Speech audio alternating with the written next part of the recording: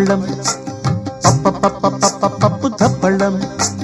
అన్నం నెయ్యి వేడి అన్నం కాచిందెయ్యి వేడి వేడి అన్నం మీద కమ్మని పప్పు కాచిందెయ్యి వేడి వేడి అన్నం మీద కమ్మని పప్పు కాచిందెయ్యి పప్పు దప్పడం కలిపి కొట్టడం భోజనం వన భోజనం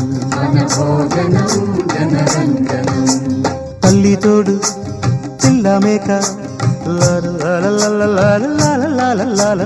తల్లి తోడు పిల్ల మేక ఆలు మగలు అత్త కోడలు బాసు బంటూ ఒకటేనంటూ కలవడం భోజనం వన భోజనం